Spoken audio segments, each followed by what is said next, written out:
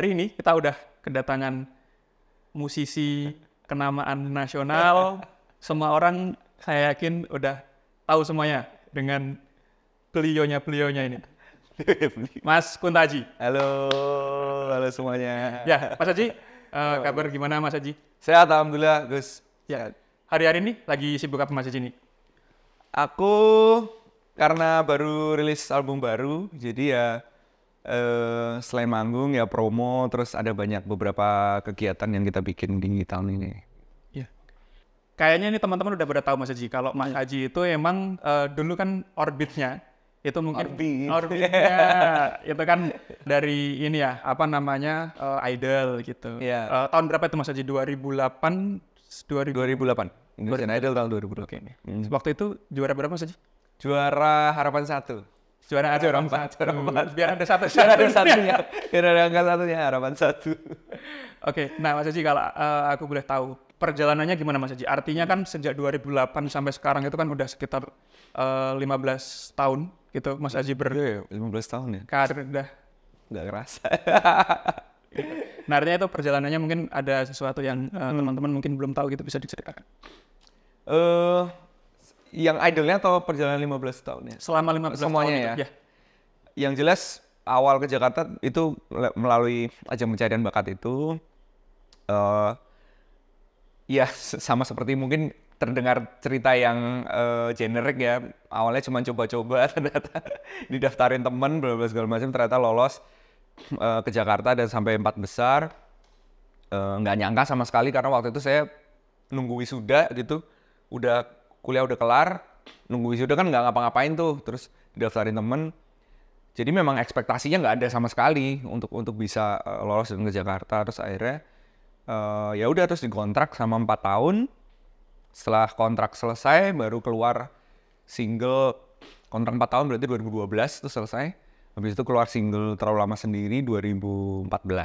Nah, habis itu ya udah berlanjut sampai sekarang. Artinya setelah selesai kontrak tuh dari 2012 sampai 2014 kan ada selisih 2 tahun. Iya. Itu apa Mas Aji aktivitas yang kemudian bisa sampai di tahap punya single tuh? Waktu itu sih sempat bikin band sama teman-teman gitu ya. Bikin ya pokoknya sebenarnya masih banyak. Jadi gini, yang aku lakukan selama kalau dari 2008 ke 14 itu kan berarti punya single jaraknya 6 tahun kan. Yeah. Itu sebagai orang yang lahir dan besar di Jogja kan nggak tahu apa-apa ya industrinya sama sekali ya. Aku tuh bener-bener buta, maksudnya ya gimana sih mahasiswa Jogja aja gitu. Terus tiba-tiba ke Jakarta, berada di tengah-tengah industri musik yang ini hutan rimba, ini nggak tahu apa-apa sama sekali gitu ya. Yang dilakukan adalah ya networking, belajar industrinya, wah banyak lah, PR-nya banyak banget gitu untuk bisa tahu industrinya seperti apa, biar nggak istilahnya terjebak kontrak atau tertipu dan segala macam gitu. Walaupun ya setelah Idol itu kan aku dikontrak ya selama 4 tahun dan nggak bisa ngapa-ngapain juga gitu. Ya itu jadi networking, istilahnya sampai aku tuh nyoba hampir semua hal. Sempet jadi host acara musik, sempet main film, Betul. sempet nyoba sinetron juga sempet, bahkan sinetron yang TPI itu yang apa, yang 3D-nya Direksi ke macam-macam, sempet semua dicobain dalam rangka mempelajari industri kreatifnya seperti apa gitu. Invest untuk mencari pengalaman. Betul. Okay. Nah Mas, kalau sejauh yang aku tahu kan Mas Aji kan juga semenjak kuliah kan udah ada di Jogja ya? Iya. Terus kemudian gimana Mas proses, aku mungkin agak narik dikit nih, sampai akhirnya kepikiran untuk daftar Idol gitu. Nah itu tadi, jadi sebenarnya aku tuh nggak ada pikiran dan nggak ada ekspektasi sama sekali untuk menjadi musisi. Bahkan impian itu tuh sudah kukubur, dalam artian gini, aku tahu aku punya idealisme yang cukup tinggi. Jadi di tahun segitu ya 2008 itu pintunya cuma satu, entah masuk label besar atau masuk manajemen yang sudah established gitu, yang udah mapan gitu. Jadinya ya kayak nggak bakalan cocok kayak gitu. Walaupun aku tuh masih buta ya, tapi ngelihat dari luar doang gitu, kayaknya yang berhasil kan dari label segala macam, kayak nggak akan cocok. Jadi aku mengubur impian itu gitu. Terus ikut daftar dan idol tuh ada salah satu temen yang ngedaftarin, aku nggak ikut audisi yang ratusan ribu itu. Iya. Jadi aku ikut audisi, istilahnya mereka punya audisi cadangan lah. Audisi cadangan dalam artian kalau misalnya yang ratusan ribu itu nggak dapat kan banyak bercandanya kan. Konten buat lucu-lucuannya di TV kan, banyak kan cuma lucu-lucuan. Nah kalau nggak dapat dari situ, mereka tuh ada audisi cadangan yang mereka mengaudisi sendiri, tanpa ngantri gitu, langsung yang biasa penyanyi kafe atau vokalis band gitu-gitu. Aku kan dulu waktu SMA tuh ngeband, sering ikut festival gitu dan menang yang gitu-gitulah. Jadi di kalangan angkatanku mungkin ya, anak SMA angkatanku tuh udah lumayan inilah. Jadi makanya Salah ya. jadi terus sama temanku udah kamu nggak usah ikut ngantri gitu, langsung dapat ke jurinya yang bukan yang Mas Anang gitu-gitu ya, masih juri lokal gitu. Oh, berarti tahapnya tuh ada seleksi tingkat di Jogja dulu, Jogja dulu kan yang ngantri-ngantri itu. Nah, aku langsung sama jurinya ini, orang-orang radio nanti dimasukin ke situ. Habis lolos ini 100 besar ke Jakarta. Nah, itu baru ketemu juri yang Mas Anang dan segala macam yang kalian lihat di TV. Awal-awal itu. Itu. Okay. Tapi kalau dulu waktu SMA tuh tadi kan mention sering ngeband gitu. Dulu apa Mas? Yang dipegang apa nih? Aku dulu nyanyi tok vokal. Oh, emang udah sejak awal ini ya. Iya. Tapi ya itu maksudnya festival-festival SMA gitu-gitu. Oke. Nah, Mas Haji, kalau aku tarik ke tahun-tahun ini dulu, artinya dengan pengalaman Mas Haji selama 15 tahun nih, udah ngerasain kontrak dengan label, terus kemudian sekarang mungkin struggling dengan tim sendiri gitu. Kalau penilaian Mas Haji terhadap musik nih di Indonesia itu seperti apa nih Mas perkembangan sampai hari ini gitu? Menurutku sebenarnya menyenangkan. Sekarang adalah kondisi yang lebih ideal daripada kondisi di tahun 2000-an pada saat aku memulai masuk ke industri musik. Kenapa? Karena kesempatannya terbuka lebar. Produksi musik mudah. Banyak banget yang pakai laptop di rumah bisa. Istilahnya semua rekaman sekarang sangat dipermudah, murah. Terus habis itu untuk merilis juga sekarang sangat mudah. Kalian bisa merilis sendiri, untuk masuk ke Spotify itu juga istilahnya sekarang barrier-nya sangat rendah sekali untuk kalian bisa masuk, siapapun bisa berkarya gitu. Cuman ya kekurangannya jadi persaingannya sangat luar biasa. Data tahun 2019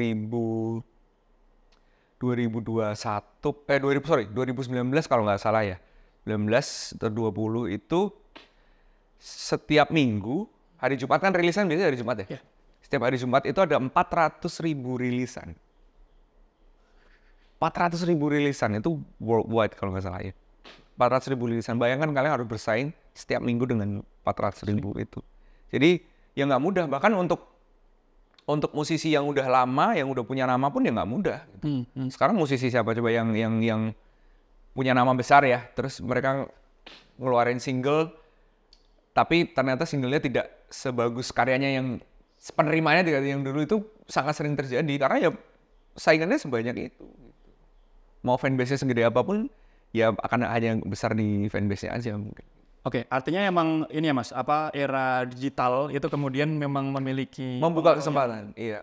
Satu sisi membuka kesempatan dan sisi yang lain ya emang ada ini ya Iya. Plus minus. Betul. Okay.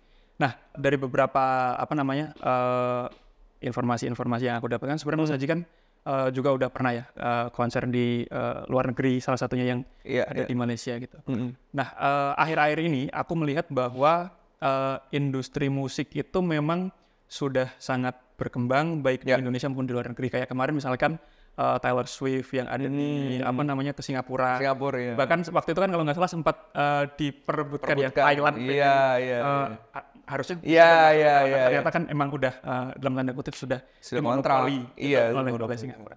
Nah, artinya musik ini jadi salah satu pertama memang mungkin komunikasi gitu dari industri gitu, dan yang kedua memang masyarakat itu memang sudah menganggap musik itu sebagai keseharian yang kemudian itu memang ya harus ada gitu. Nah, Mas Aji melihat nggak Mas, ada perbedaan nggak antara di Indonesia dan di tempat-tempat lain nih tentang perkembangan musiknya gitu? Sebenarnya gini, sebenarnya itu udah dari dulu sih. Sebenarnya udah dari dulu bahwa industri musik, bukan industri musik, bahkan industri kreatif kita itu sebenarnya bisa jadi komoditi yang sangat-sangat potensial untuk dijual keluar gitu.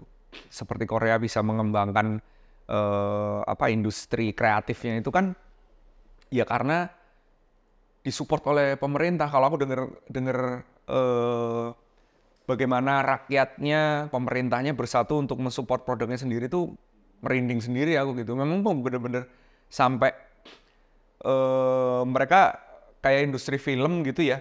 Itu mereka mengusahakan untuk gimana caranya film Korea itu di awal-awal ya, tapi ini ya, maksudnya sebelum sebesar sekarang Korea Selatan itu mereka filmnya bisa ditayangkan lebih banyak ditayangkan film-film Korea sendiri gitu. Film-film Hollywood itu sampai ada cerita yang cukup seru bahwa dilemparin ular segala macam gitu sama aktivisnya yang nonton film Hollywood biar pada bubar gitu. Jadi sampai segitunya mereka mensupport. Ya walaupun nggak usah sampai situ ya, nggak usah sampai ular ya. Bahkan dilempar macan lah gitu kalau gitu.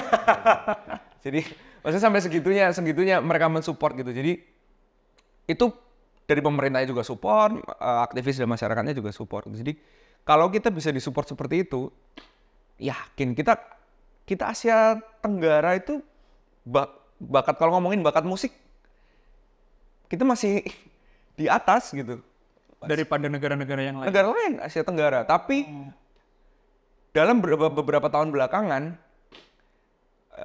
negara lain mulai mengejar dalam segi sistemnya sangat baik. Filipina, Thailand bahkan itu mereka punya sistem yang terintegrasi dengan sangat baik untuk bisa menguasai market Spotify dan segala macam. Iya, jadi kalau ke sana dari beberapa teman yang cerita gitu, ada Gangga dan segala macam, mereka sudah berkolaborasi kan dengan musisi-musisi yang di Asia Tenggara itu, mereka sudah sangat sistematis. Di mana misalnya kamu ke sana, aku butuh produser musik nih, ke komunitas ini aja nanti udah disediain. Aku butuh bahkan stylist atau yang bisa mengemas musisinya untuk jadi seperti apa, sudah ada linknya tersendiri. Jadi mereka sudah terintegrasi dengan sangat baik. Bahkan buat musisi luar loh. Iya.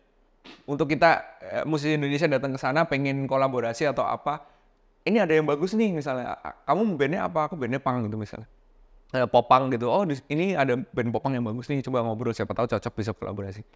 Segitunya gitu loh. Artinya ekosistem itu kan emang udah ekosistemnya sudah sangat terjalin dengan baik. Mungkin ya kita nih negara yang sangat luas ya. Itu yang kadang susah di manage kan karena terlalu banyak juga gitu. Pertanyaanku Mas, berarti kira-kira menurut Mas Aji nih, Indonesia untuk mencapai tahap seperti itu butuh waktu berapa lama lagi dan butuh effort seperti apa? Yang dibutuhkan itu cuma satu, keseriusan pemerintah, udah itu aja sebenarnya. Regulasi ya berarti? Regulasi. Karena kita nggak bisa apa-apa kalau nggak ada regulasi yang jelas dan tidak diwadahi gitu.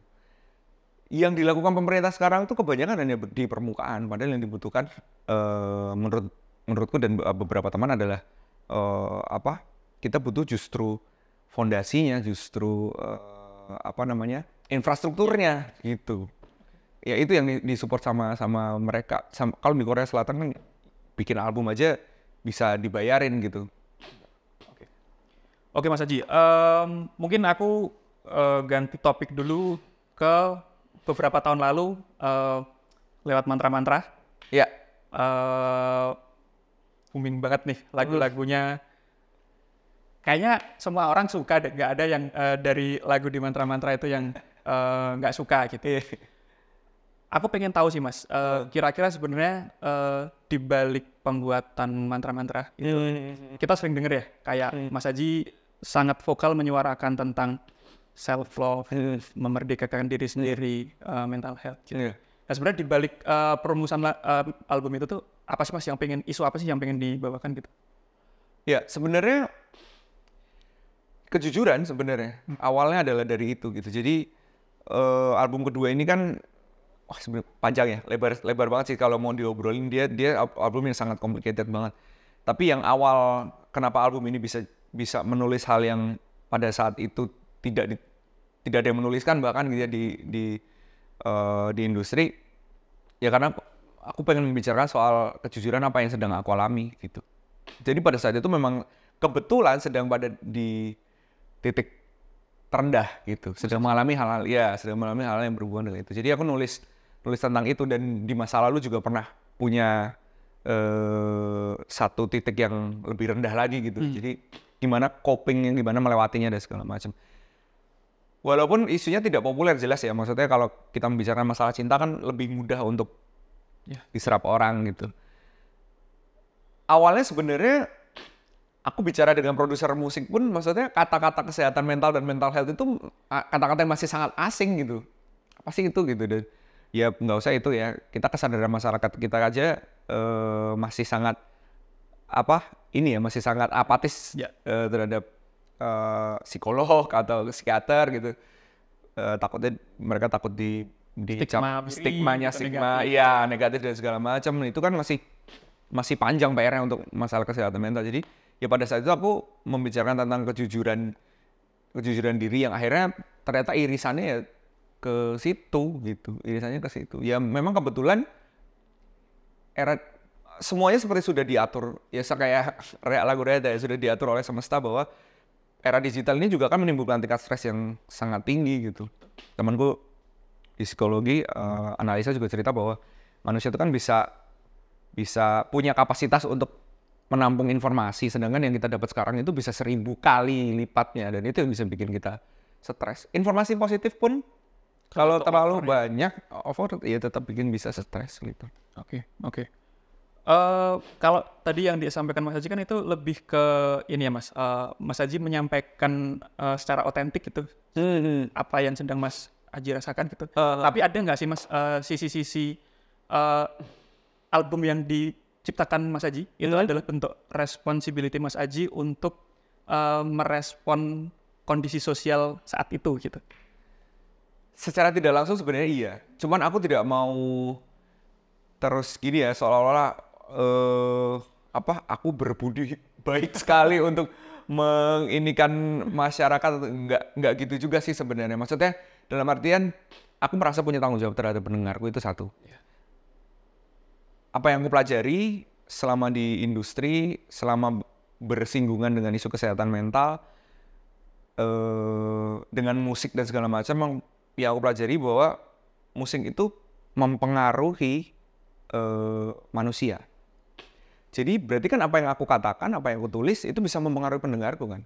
Ya secara nggak langsung, oh ya udah aku berarti punya tanggung jawab di sini gitu. Makanya aku pengen menuliskan sesuatu yang baik untuk pendengarku pada saat itu. Dan aku kan nggak menyangka kalau ternyata album mantra-mantra ini malah lebar sekali gitu pada saat itu, karena kan bukan isu yang populer dan tidak ada orang yang membicarakan itu. Jadi rasa tanggung jawabnya itu pasti ada untuk bisa ngasih apa sih di industri ini. Ya sesederhananya kalau aku mati mau ninggal apa gitu. Itu. Ini sih Mas, kalau aku nonton di media-media sosial gitu ya, teman-teman banyak tuh yang kemudian mengapresiasi Mas Aji secara tidak langsung, berterima kasih gitu. Karena ternyata karya-karya Mas Aji terutama spesifik ke mantra-mantra itu cukup memfasilitasi perasaan mereka. Terus kemudian bahkan kalau nggak salah ya di titik tertentu ada teman-teman yang bilang album Mas Aji yang mantra-mantra itu dalam tanda kutip menyelamatkan hidup mereka. Gitu. Itu. Nah terus kemudian ini Mas, ada satu lagu dari mantra-mantra itu yang emang aku cinta banget sama itu. Oh berbalik itu. Film Membiru. Oh iya. Film Membiru. Nah itu kan sampai akhirnya kan Mas Aji ada konsep untuk bikin untuk ngundang 3 pendengar ya kalau nggak salah gitu. Terus kemudian Mas Aji tampil di depan mereka gitu. Terus mereka ya gitu ya, mungkin ada emosi-emosi yang kemudian tidak bisa ditampung, akhirnya bener-bener keluar di situ. Sampai ada siapa namanya Mas Aji Santoso Putro. Gitu. Nah itu sebenarnya apa sih Mas, konsep apa yang kemudian berusaha untuk dihadirkan dalam Film Membiru yang collab bersama 3 pendengar itu?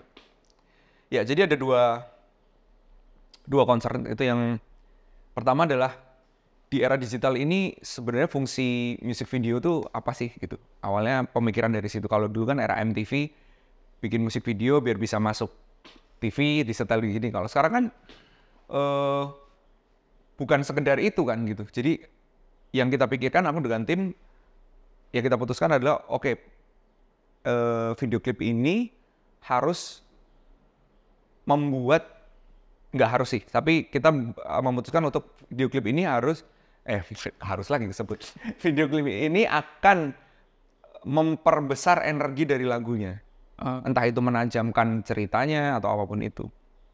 Nah, yang kedua adalah aku ngerasa bahwa lagu-lagu di mantra-mantra ini energinya juga bisa besar banget itu karena cerita dari pendengarnya. Jadi bukan ceritaku. Jadi memang ketika lagu ini sudah dilempar ke publik kan itu menjadi milik mereka gitu.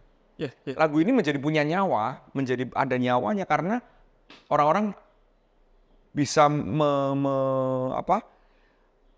membuat lagu ini menjadi relevan dengan kisah hidupnya gitu, dan itu lagunya jadi membesar. Nah berangkat dari situ aku, oh ya udah, gimana kalau kita bikin video klip yang justru kita merespon mereka, gitu.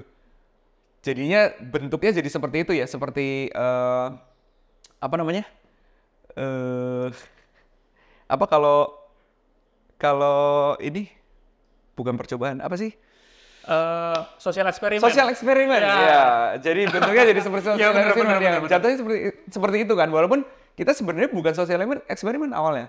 Jadi pola berpikirnya awalnya adalah itu, gimana kita respon dari pendengar gitu. Dan apa sih fungsi video klip gitu. Jadi akhirnya keluarlah itu, kita pilih 3 penonton yang punya cerita yang menurut kita paling baik untuk didengarkan orang dan diambil hikmahnya. Meaningful ya. Yang meaningful, jadi kita pilih 3. Oke.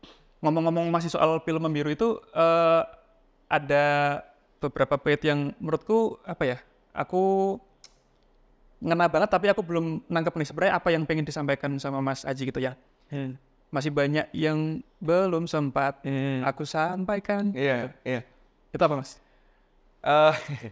Ya itu pasti kan ini ya, maksudnya isu semua orang gitu. Ketika kita kehilangan seorang yang kita cintai, yang benar-benar berharga buat hidup kita, pasti ada hal-hal yang masih nyangkut, yang belum sempat kita sampaikan dan segala macam.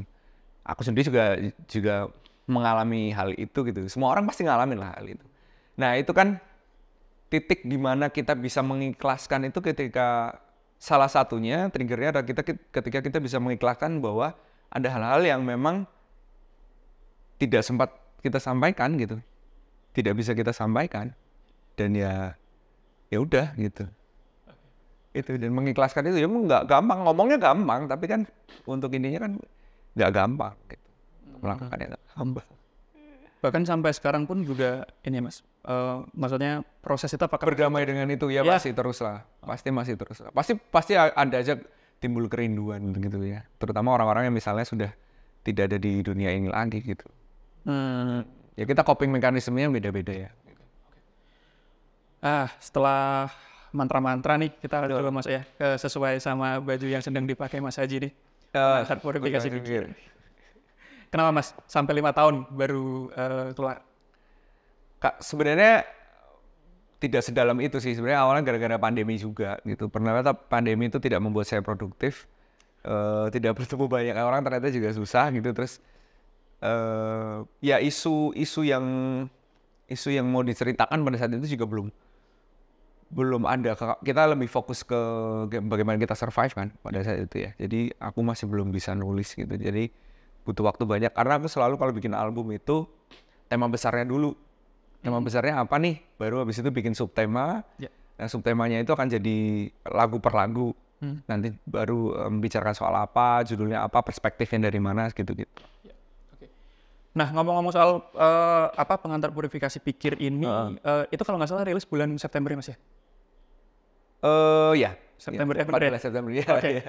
Nah, waktu itu, aku menangkap terutama di media sosial ya. pengantar purifikasi pikir itu mendapatkan apresiasi yang sangat baik ya sama teman-teman di media sosial. Salah satunya juga waktu itu September juga aku nonton Pesta Pora. Artinya kan sebenarnya dari tanggal rilis sampai Pesta Pora itu kan jaraknya belum begitu lama gitu. Jadi mungkin orang juga belum apal juga gitu. Nah, waktu itu indoor kan ya waktu itu. Oh, kamu datang penuh, Mas. Meskipun aku nonton ya, aku detail mengamati teman-teman itu, mereka nggak ikut nyanyi karena mereka belum hafal, tapi mereka tetap stay dan penuh di situ gitu. Gimana, Mas? Waktu itu ada pengalaman apa yang mungkin Mas Aji bisa cerita? Seneng banget. Ini istilahnya musisi kalau mau ngeluarin album baru itu kan kayak ngelahirin anaknya. Lahirin anak tuh kan kita punya ekspektasi bahwa pasti ada lah ekspektasinya sedikit apapun tuh pasti ada ekspektasi semoga ini bisa diterima segala macam. Jadi ketika ternyata pada saat itu banyak yang mau nonton, banyak yang menikmati lagu-lagunya segala macam itu pasti seneng banget. Walaupun kalau kita membicarakan angka misalnya ya, album Pengantar Purifikasi Pikir ini belum bisa menandingi mantra-mantra, belum bisa menandingi lagu Terlalu Lama Sendiri atau segala macam. Tapi ya itu udah kepuasan yang berbeda sekali gitu. Karena setelah itu kan ada konser Urup dan segala macam yang orang di situ juga bisa nyanyi. Ya ada rasa bahagianya pasti ya ketika karya kita yang tentunya biasanya seorang pekarya tuh selalu dibayang-bayangi kayak karya-karya yang sebelumnya ternyata bisa bisa punya nyawa sendiri di orang-orang. Konser Urup tadi sempat di-mention, terus kemudian waktu launching kalau nggak salah yang dulu sesi dengar intim itu, Mas. Aku sebenarnya pengen tahu sih, karena sesi dengar intim terus kemudian yang konser Urup tuh ngapain coba? Konser habis subuh. Tapi ternyata rame. Nah, itu sebenarnya Mas konsep apa ya sebenarnya Mas pengen Mas Aji berusaha deliver ke teman-teman? Subuh itu dasar pemikirannya adalah konsep tema besar dari album ini kan Pengantar Purifikasi Pikir ini kan tentang bertumbuh menjadi manusia yang lebih baik, apapun itulah yang kalian tangkap soal bertumbuh. Kalau dari saya adalah menjadi pribadi yang lebih baik. Nah, salah satu yang saya kejar dalam hidup ini kan soal kesehatan. Gitu. Kira-kira aku sudah membicarakan soal kesehatan mental di album Mantra-Mantra ini, kesehatan fisik juga di ini juga.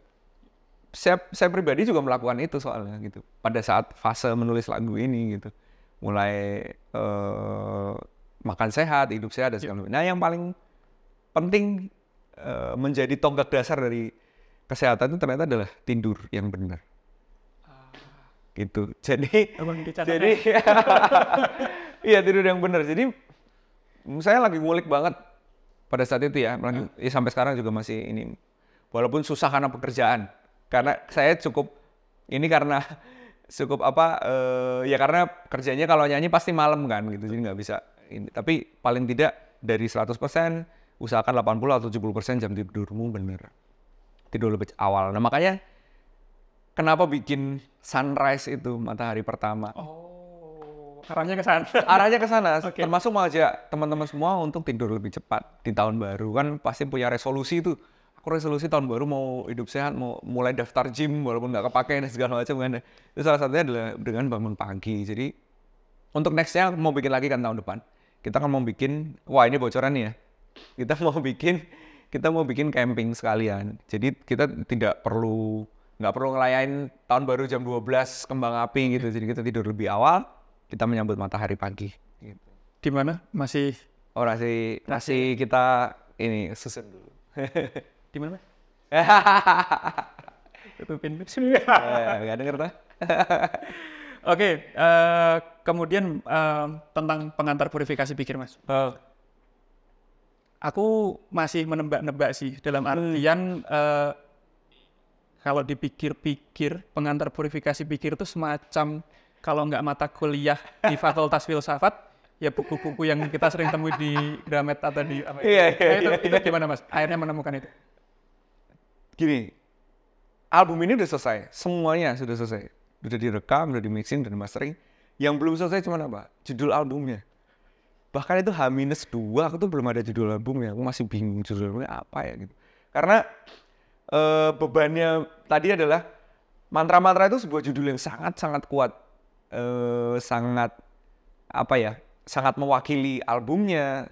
Dia sebuah kosakata yang sangat kuat dan sangat mudah untuk dicerna orang gitu. Bebannya kan ada di situ ya. Maksudnya, wah pengen bikin sesuatu yang begitu juga gitu. Tapi akhirnya malah jadi nggak tulus gitu. Maksudnya jadi kayak terlalu di-create banget. Akhirnya aku mencoba untuk udah spontan aja apa yang keluar. Aku dengerin albumnya lagi. Aku dengerin albumnya lagi, terus apa yang keluar waktu itu adalah Purifikasi Pikir. Okay. Terus aku kasih depannya pengantar biar atau ngerasa menarik aja gitu. Jadi kayak mata kuliah. Iya, makanya itu kayak mata kuliah di Fakultas Filsafat. Nah, antara Purifikasi Pikir dan Mantra-Mantra itu aku menemukan formula yang kurang lebih masih sama-sama gitu. Dalam artian di situ ada lagu pengantar, lagu prolog, dan lagu epilog kalau di Mantra-Mantra yang sulung dan bungsu. Terus kemudian kalau yang di pengantar Purifikasi Pikir itu ada yang urip sama rup gitu. Nah itu sebenarnya itu memang di konsep gitu atau apa Mas itu Mas? Iya, itu memang dari album pertama sebenarnya. Dari album pertama tuh Generasi Y itu ada Suara dan Gema. Terus album kedua ada Sulung Bungsu, yang album ketiga ada Urip dan Urup. Jadi memang sudah. Aku selalu bikin gerbang masuk dan gerbang keluar. Ya? Jadi biar orang bisa masuk ke albumnya. Aku lebih senang orang dengerin urut sih. Jadi mereka bisa ngerasain vibes-nya masuk ke lagunya terus keluar. Kalau di kehidupan pribadi Mas Haji termasuk orang yang ini nggak sih Mas? Terstruktur gitu juga nggak sih? Nah itu tadi kita belum bicarakan ya. Aku kan lulusan akuntansi ya. Jadinya itu mempengaruhi cara berpikir sih akhirnya. Aku ngobrol sama musisi-musisi lain nggak ada tuh yang bikin tema dulu terus dibedah jadi subtemanya terus dicari perspektif segala macam, nggak ada yang kayak begitu gitu, ribet banget gitu. Tapi kan ya seni kan bebas ya. Jadi ini adalah sebuah teknik yang aku temukan sendiri dan aku inikan sendiri gitu. Aku ciptakan sendiri gitu. Jadi ya berpengaruh akhirnya. Apa yang kita disiplin ilmu kita berpengaruh. Bahkan aku sempat dengar untuk menentukan tadi ya menurunkan dari album ke lagu dan lain sebagainya itu Mas Haji juga sempat bikin semacam pohon masalah gitu. Itu benar nggak Mas? Iya. Kenapa Mas sampai sedalam itu gitu? Gini, karena kalau buat saya bikin album itu kayak bikin buku. Kayak bikin pembabakan. Iya, ada bab-babnya. Kayak bikin skripsi gitu. Jadi memang karena berpagar tema besar itu tadi, jadi kan apa yang dibicarakan harus hal-hal yang senada walaupun jangan sampai seragam. Nah, itu PR-nya kan di situ, jangan sampai senada tapi jangan sampai seragam. Oke. Kemudian Mas Haji, tadi sepertinya udah sempat dikit-dikit disinggung gitu. Ada nggak Mas dalam tanda kutip lagu apa sih yang mengangkat derajatnya Mas Haji gitu? Mengangkat derajat ya. Apa ya? Kalau dari segi ekonomi kalau dari segi ekonomi jelas Terlalu Lama Sendiri. Terlalu Lama Sendiri itu ya sampai sekarang orang masih banyak di masyarakat luas itu lebih tahunya pasti masih Terlalu Lama Sendiri. Cuman kalau secara sebagai musisinya, sebagai pribadi, secara spiritualnya juga itu pasti album Mantra-Mantra sebenarnya. Satu album Mantra-Mantra itu menurut saya itu juga momen yang sangat sempurna sih buat saya sebagai musisi, sebagai pribadi, sebagai ayah, sebagai sahabat, sebagai teman, sebagai manusia gitu. Kenapa? Karena di situ titik saya bisa menyambungkan perjalanan spiritual saya, perjalanan kesehatan mental saya untuk menjadi sebuah album musik gitu. Jadi ya banyak yang bilang Mas itu rasa banget raw-nya itu gimana sih? Beberapa musisi nanya gitu ya. Ya nggak tahu ya, mungkin pada saat itu memang lagi ngalamin banget gitu dan alhamdulillahnya walaupun semua album sebenarnya memang raw ya rasanya, tapi mantra-mantra kan karena isunya lebih relevan dan dekat dengan banyak orang mungkin gitu. Jadi gitu sih. Tapi ada nggak mas lagu yang kalau tadi kan ngomongin album ya mantap, lagu yang kemudian itu jadi base-nya dari Mas Aji lah gitu, menurut Mas Aji sendiri? Nah ini juga beda-beda nih. Kalau dalam arti penerimaan dan energi apa ya, energi komunal yang sangat besar itu di Rehat dan klipnya. Rehat itu kan salah satu klip ya pada saat itu belum ada tuh ya kayaknya ya yang bikin klip potongan dari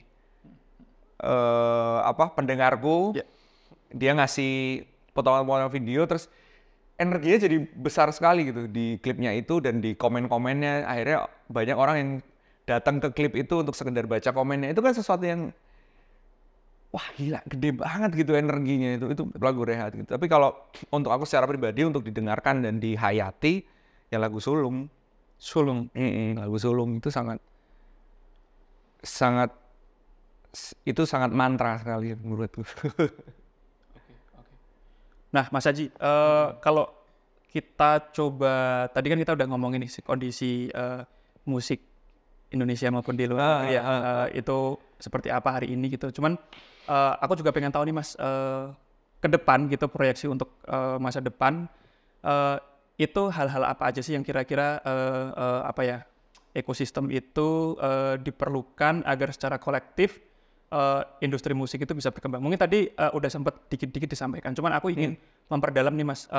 Kalau aku nonton dari apa yang sudah dilakukan oleh Mas Haji, itu ada beberapa hal yang menurutku cukup menarik gitu. Yang pertama salah satunya adalah kolaborasi gitu. Kayak misalkan waktu di Generasi Y itu kalau nggak salah kan covernya kan itu kan sama Mas Faris Tevi. Terus kemudian untuk yang mantra-mantra itu juga produsernya kan juga ada beberapa Mas Petra, Mas Bam dan sebagainya gitu.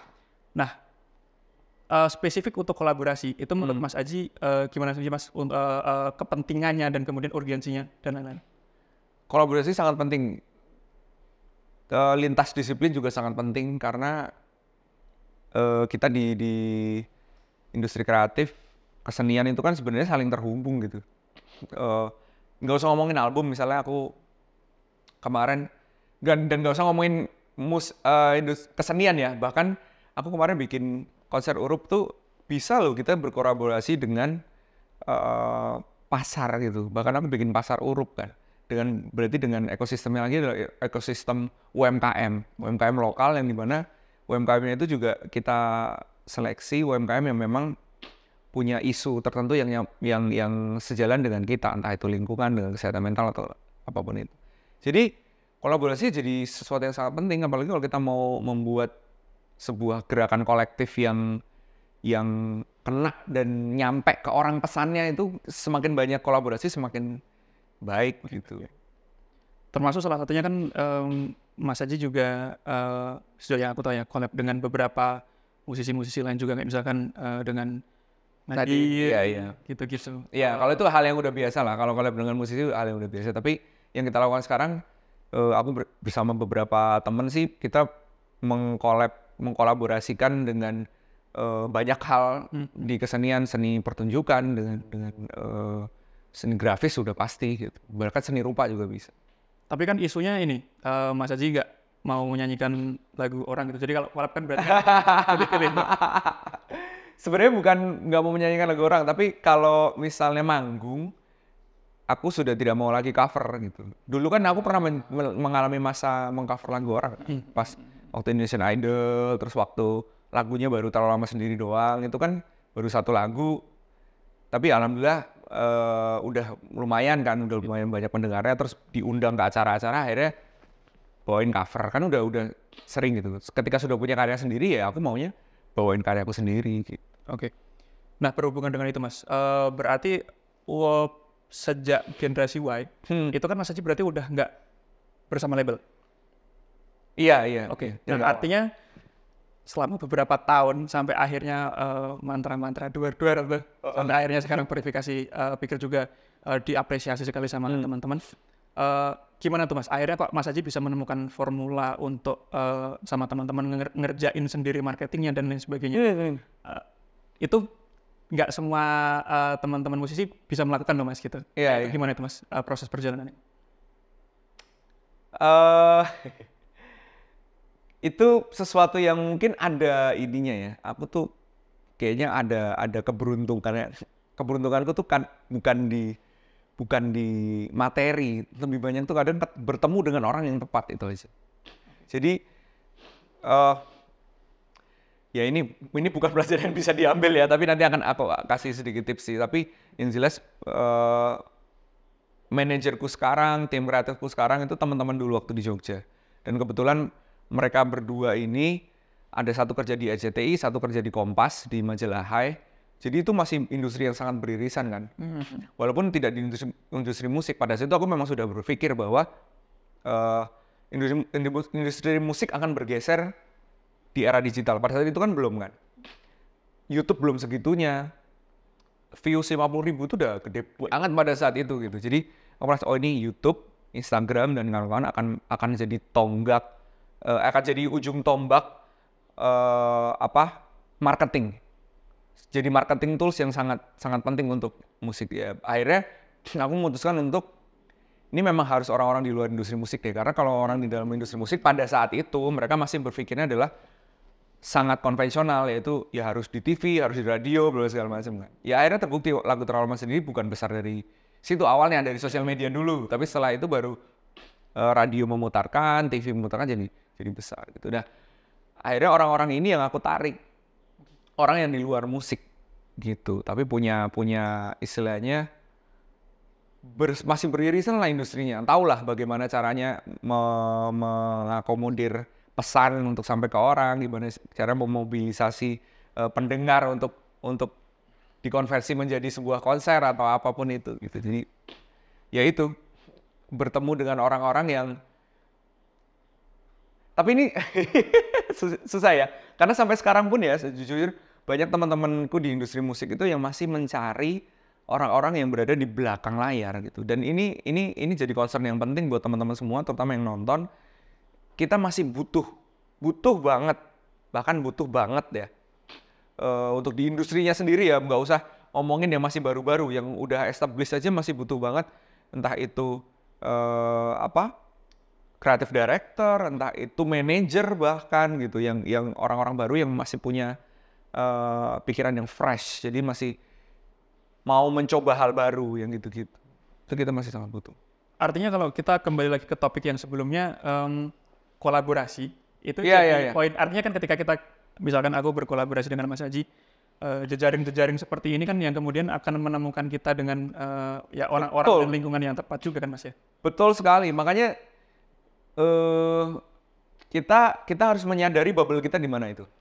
Jadi ketika kita menyadari bahwa bubbleku tuh di sini, kita keluar dari bubble sekali-sekali gitu.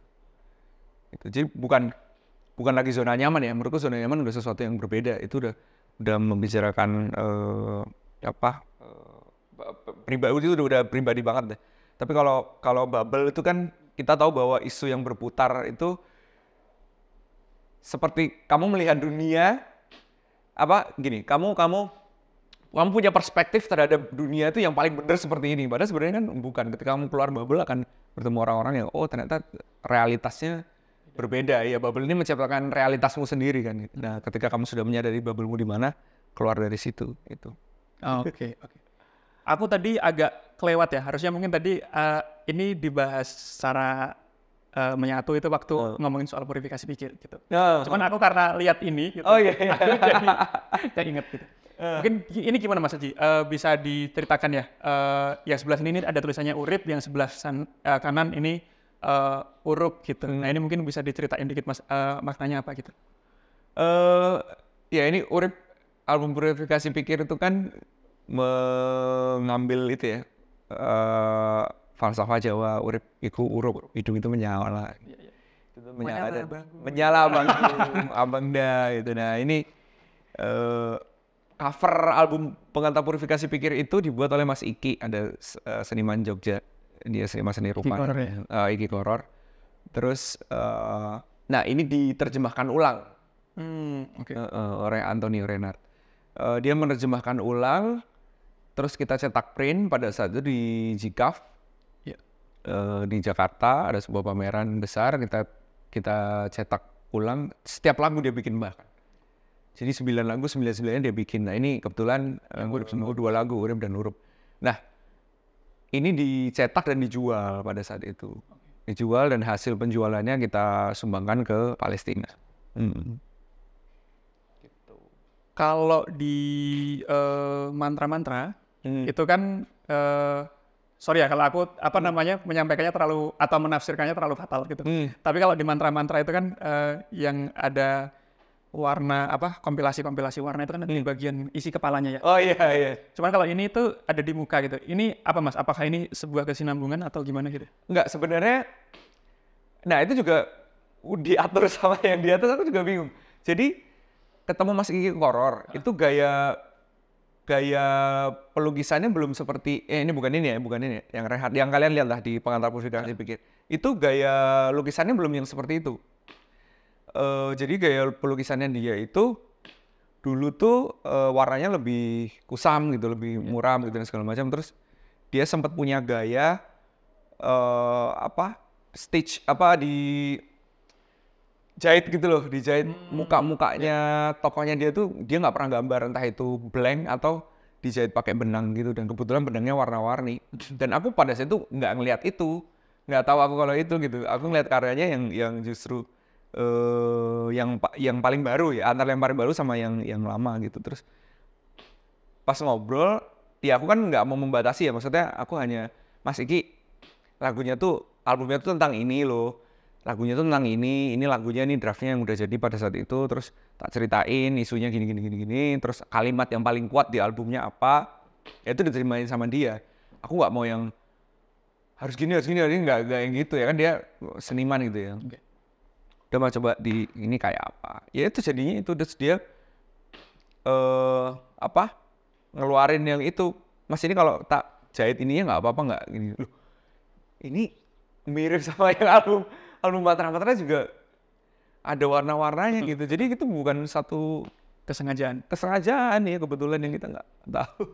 Aku kira itu emang udah dikonsep gitu Mas, karena kan kalau nonton bentuk-bentukannya gitu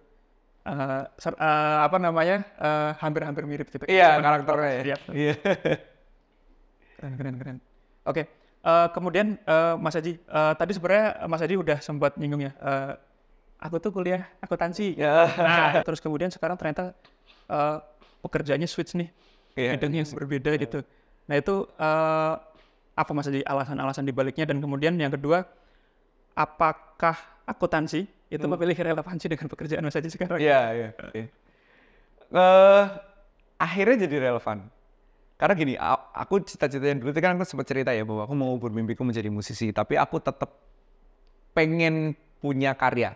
Nah, dulu jalur hidupku yang aku bikin gitu, cita-citaku dulu adalah aku pengen jadi pengusaha, wirausahawan gitu. Aku pengen punya uang banyak dari situ, baru aku bikin musik. Oke. Ceritanya seperti itu gitu loh. Jadi punya studio sendiri, berapa beli aku bikin musik sakarepku. Istilahnya seperti itu kan gitu. Tapi nah, makanya aku ngambil akuntansi, karena akuntansi adalah backbone-nya. Backbone ekonomi gitu. Badan usaha dan segala macam, ketika kita tahu keuangannya kan kita sudah pegang backbone-nya kan gitu. Jadi nah, relevan tidak dengan pekerjaanku sekarang? Cukup relevan. Kenapa? Karena akhirnya yang aku tadi mau punya banyak duit dulu baru bikin musik, akhirnya aku kan dibikin jadi paralel gitu. Ngumpulin duit sekalian membuat perusahaan sendiri gitu. Perusahaan sendirinya ya bikin manajemen sendiri. Terus ya banyak hal yang sedang kita susun ke depannya gitu. Dan di situ kan ya harus tahu pajaknya, keuangannya segala macam. Ya untungnya masih ada lah, sisa-sisa itu tuh masih ada. Jadi walaupun ilmu ya harus diupdate terus, apalagi pajak ya harus diupdate terus kan ilmunya. Nggak ngejar, tapi paling nggak tahu lah. Tadi sebenarnya ini Mas, aku udah nulis pertanyaan, aku taruh di terakhir. Kalau nggak jadi musisi, pengen jadi apa? Udah kejawab tadi ya? Udah kejawab ya, jadi wirausaha pasti. Oke. Nah, tapi masih ada nggak Mas gambaran-gambaran sekarang nih untuk masuk ke arah bisnis gitu? Ada Mas. Masih ada juga. Ada. Udah mulai? Tahun ini sih mulai, tapi di luar musik ya. Di luar musik baru tahun ini sih mau memulai. Gitu. Semoga dikasih kelancaran. Amin. Oke, terus ada pertanyaan lagi nih Mas. Seni-seni kreatif lainnya itu kadang tidak kalau aku ngomongnya tidak terafiliasi secara langsung dengan pendidikan gitu. Ada beberapa orang yang seperti itu gitu. Iya. Tapi ada juga case-case seperti Mas Haji nih. Mas Haji ya tadi lulusan D3 atau S1 Mas? D3. Terus kemudian kalau kita cari case-case yang lebih wow gitu, ada Mayudi Ayunda misalnya gitu. Nah, aku pengen tahu sih Mas, kalau pendapat Mas Haji kira-kira seberapa relevan sih pendidikan itu bagi seorang musisi atau seniman di bidang lainnya gitu? Wah, ini pertanyaan yang sulit dijawab sebenarnya. Karena pasti akan tergantung pribadinya masing-masing. Tapi aku sangat mengencourage apapun itu profesinya, pendidikan sangat penting. Kenapa? Karena yang diajari di bangku kuliah itu bukan sekedar ilmunya, tapi pola berpikirnya. Iya kan? Iya, betul. Kita bikin makalah, kita bikin skripsi, bikin tesis, itu kan pola berpikirnya kita untuk terstruktur kan. Dari awal sampai akhir. Bagaimana membuat sebuah penelitian, bagaimana apakah itu kualitatif, kuantitatif, dan segala macam. Itu kan pola berpikirnya.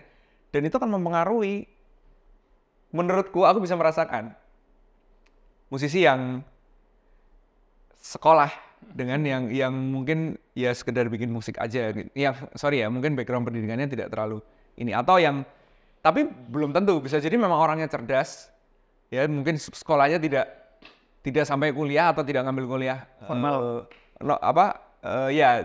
tidak formal, tapi dia bisa membedah sesuatu dengan sangat baik, ya itu bakat juga gitu. Jadi ya abu-abu, jadi maksudnya pendapat pribadiku tetap paling tidak bare minimumnya harus kuliah, apapun itu loh ya. Jadi tidak harus berhubungan dengan musik gitu. Oke. Nah, ngomong-ngomong soal itu, artinya kan pendidikan untuk Mas Haji sendiri itu jadi salah satu hal yang cukup esensial gitu. Iya. Masih ada keinginan untuk lanjut studi nggak Mas? Masih banget. Masih banget, cuman ya kemarin ngobrol-ngobrol sama orang ada yang mendukung, ada yang enggak kan ya. Cuman akhirnya aku kan ngambil tengahnya, maksudnya ngambil pendapat ini positifnya di mana. Akhirnya yang aku tangkap adalah yang tidak mendukung adalah, ngapain kamu ngambil ilmu yang sudah tidak bisa kamu iniin lagi gitu. Ngapain kuliah lagi sih gitu. Buang-buang waktu berbagai segala macam. Sedangkan yang mendukung ya biar nambah perspektif baru berbagai segala macam. Akhirnya aku ngambil tengahnya ya, untuk sementara, untuk sekarang aku ngambil course atau kelas-kelas singkat yang memang entah itu aku punya ketertarikan atau bisa bersinggungan dengan apa yang aku kerjakan sekarang. Gitu. Kalau boleh tahu Mas Haji, mendalami ilmu apa yang sekarang sedang dilakukan itu? Sekarang aku cukup jauh sih sebenarnya, tapi sebenarnya ada irisannya. Aku ngambil data analis. Jadi sekarang sedang belajar itu. Apa objektifnya Mas untuk masuk ke ilmu itu? Objektifnya sebenarnya pengen gini. Musisi itu sekarang sedang dihadapkan dengan yang namanya algoritma. Aku tuh dulu orang yang membenci algoritma. Karena gini, wah ini sebenarnya pembicaraan panjang ya. Dari tadi sebenarnya pertanyaan-pertanyaan tadi itu bisa jadi satu pembicaraan yang 1 jam sendiri gitu. Nah, kita itu sekarang musisi dituntut untuk juga menjadi seorang content creator. Oke. Untuk mempromosikan karya kita, ngerti gak? Kalau dulu udah jelas sih ya, kita tinggal bikin media promo, video klip, dan segala macam, gimana caranya kita mempromosikan. Kalau sekarang kan kita dituntut punya digital presence yang kuat, iya kan? Digital presence akan membuat algoritmamu semakin baik, dan segala macam. Musik yang tidak boost atau tersupport dengan digital presence yang baik tidak akan terangkat. Isunya, yang gitu-gitu kan, akhirnya itu berjalan dengan algoritma. Nah, aku membenci algoritma karena sebagai sisi senimanku ya, sorry ya. Tapi sisi kognitifku merasa bahwa ini sesuatu yang memang harus kita berkembang dengan zaman dong, nggak bisa gitu. Tapi sisi senimanku kan ngerasa ngapain sih jadi harus mikirin hal yang kayak gini gitu. Betul. Nah akhirnya yang aku lakukan adalah aku mempelajari musuhku gitu. Ya dimulai dengan data analis. Ya dimulai dari mana? Dari data analis, dari mempelajari di belakangnya itu apa sebenarnya gitu. Dan itu yang dipelajari Mas Aji itu apakah selama ini sudah diaplikasikan juga, diterapkan di... Oh belum. Aku masih ya belum lah, baru beberapa bulan. Menurutku prosesnya akan panjang. Aku proses belajarnya akan mungkin setahun ini sih. Ya mungkin ada short course ya, tapi nggak akan selesai di situ. Pun aku belajar selalu paralel kok. Maksudnya tentang bahasa pemrograman itu bukan hanya satu kelas gitu. Ada kelas lain yang aku pelajari. Jadi biar ngelotok. Istilahnya apa ya? Biar basicnya tuh bagus dulu lah. Jadi karena kan aku bukan mengejar ini untuk dapat pekerjaan kan. Walaupun aku pengen punya sertifikatnya, pasti tujuan akhir gue adalah aku certified data analyst gitu dari Google atau dari manapun, jadi bisa dipakai. Tapi bukan sekedar punya sertifikatnya gitu loh. Tapi ilmunya emang yang pengen tak kuasai dulu. Jadi mungkin orang lain butuh 3 bulan, aku akan setahun nggak apa-apa tak jalanin. Tapi yang penting aku benar-benar menguasai gitu. Oke, sip. Aku senang buat bisa ngobrol sama banyak sebenarnya, panjang banget sih. Tadi ngomongin industri musik pun, sorry aku nggak bisa ngasih banyak ini ya, karena itu ruwet. Iya, complicated sekali. Nah, Mas Aji, mungkin ini ya, untuk sesi closing gitu, ada banyak teman-teman gitu yang tadi udah aku sampaikan dari seluruh Indonesia. Mungkin ada nggak sih Mas, ini normatif tapi aku kira tetap perlu untuk disampaikan. Pesan-pesan untuk teman-teman supaya ya tadi sih menurutku proses perjalanannya Mas Aji itu kan, kalau aku tanya Mas Aji secara umum itu menjabarkan ini tuh udah ada yang ngatur gitu. artinya ya gitu, ada ada kebijaksanaan untuk sampai ke sana. Nah aku pengen tahu sih, mungkin teman-teman gitu di rumah bisa mendapatkan pesan-pesan tertentu dari Mas Aji. Menurutku ya yang paling penting untuk mempunyai cita-cita, tapi penting juga mempunyai kesadaran bahwa tidak semua yang kita inginkan bisa terjadi gitu. Ketika kita sudah biasa meregulasi emosi, apapun itu perasaan yang datang, perasaan seneng, nggak usah terlalu seneng-seneng banget. Kalau orang Jawa ada itu ya, seneng nggak usah seneng-seneng banget, sedih nggak usah sedih-sedih banget. Walaupun terdengar plain ya, maksudnya hidupnya juga menyenangkan dong. Menyenangkan, tetap bisa menyenangkan kok. Tapi menjalani hidup dengan seapa adanya, samadyo, itu sangat menyenangkan. Karena ya balik lagi, kita punya rencana, Tuhan yang memutuskan. Oke, Mas Aji, terima kasih banyak. Sama-sama Gus, thank you. Hari ini gitu. Yeah. Semoga ini cukup menginspirasi teman-teman ya. Semoga termasuk untuk diriku sendiri Mas. Aku buat hari ini bisa ketemu sama Mas Aji. Gitu. Semoga kita bisa punya kesempatan untuk bisa ngobrol-ngobrol, bahkan kolaborasi Mas. Amin. Oke, applause Mas Aji. Yeah.